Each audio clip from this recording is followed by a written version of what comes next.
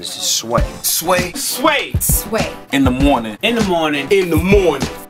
Shake your body. Wake your fuck ass up. That crust out your eyes. Give it up for Slug. Give it up P.O.S. in here. Legends. Oh, word. Legends. Slug, man, you just hung out with me on Sway in the Morning, right? Yeah, I was very fortunate to be a guest of your lovely family there, man. Had a really good time. That was the day my record came out. That's how I started my campaign, was at your house. Man, ain't that great? That was, thank you, sir. Yeah, man. Thank you very much. And I've since, this man right here, man, get this dude a round of applause. He been putting it down for this area. It's the late '90s, I think, right? Yeah. Yeah, and I know you're friends with my friends, Hieroglyphics, and a lot of West Coast guys that embrace you and your style and your music.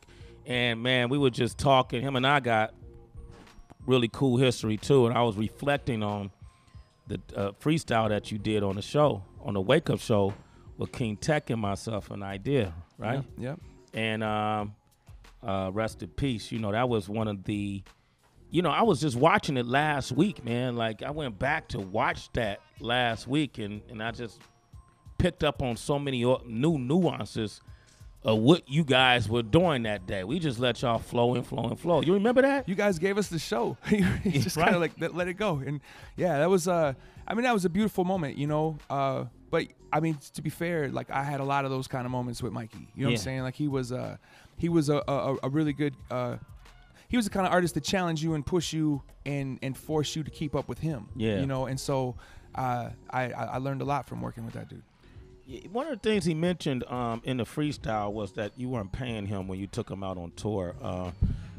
I never got to ask you that, man. I know, people be joking in metaphors, but was that true, man? No, that wasn't true. I had to pay those guys. They were very adamant about that. Oh, okay. All right, great, man. I just wanted to clear that up for the record, because people stop me no matter what. Why he didn't pay him, man? Yeah, why he didn't pay him, man? He's been making good money. That's how we run shit. Yeah, man, right? That's just how we do. Like, there's damn thugs out here in Minneapolis, man.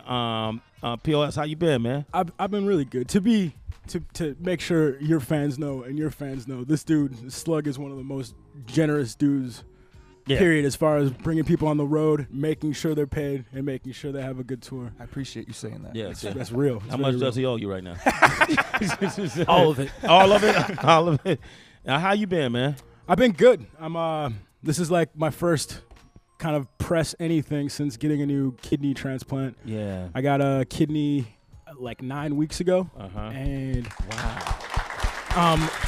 Honestly, since I woke up from the surgery, I've felt better than I've felt in like 3-5 years. Damn. Like, immediately it was working. Like, when your kidney doesn't work, toxins build up in your blood, build up, your memory goes, you're crabby, and you don't notice it. It's like looking in the mirror every day. You don't see yourself changing. Yeah. You know what I'm saying? But as soon as the surgery was over, I mean, I feel like almost $1 million. Wow. Give me a couple more months. I read about that. What caused that? I don't know. It's one of those things where I got a physical sometime in high school, and they found like excessive protein in my urine. They're like, that's going to be a kidney problem later. Like, damn. It's one of those things. They can't tell if it was a trauma. It's definitely not from my family. It's just one of those things. Man. One of those things. So what do you have to do in terms of nutrition and how you eat and live daily now? How has that changed for you? I can't have sushi. I can't have like rare meat. It's pretty much just staying away from things that are high in bacteria because my kidney works, but having a kidney transplant means as like a otherwise healthy person, my body wants to kick the kidney out because it doesn't know what it's doing there. So I take meds every day to make my immune system weak enough to not want to kick it out, but not so weak that I'm sick all the time. Okay. But it's a fine balance. I can't have sushi. I drink a lot of kale shakes. All right, cool. So you're healthy, man. Yeah. First rhyme you written since you had your transplant? We're working on a Doomtree record right now. So I got some collab verses I've been working on, and but I honestly haven't been writing much. I kind of I didn't want to write about kidney problems. I didn't want to write about being unhealthy. Yeah. So I didn't want to write about the depression of canceling tours and like sitting at home. Yeah. So I pretty much just made a lot of beats, and I've been working with other artists, and I'm just now starting to write more for me again. Okay, man. We're glad you're here, man, right? We're glad you're here, P.O.S. Slug, man, real quick, man.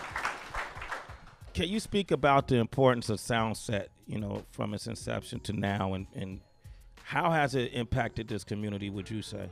I mean, Soundset from its inception, the first time we threw Soundset was in 1997, I believe. Damn. And it was we were looking at what the scene was doing with like all of these all-night parties and raves and things of that nature, and we're like, why can't we do one of those but hip-hop? Everybody's getting away with doing these all-age events that basically go until 6 in the morning. Let's see what happens, see if we go to jail.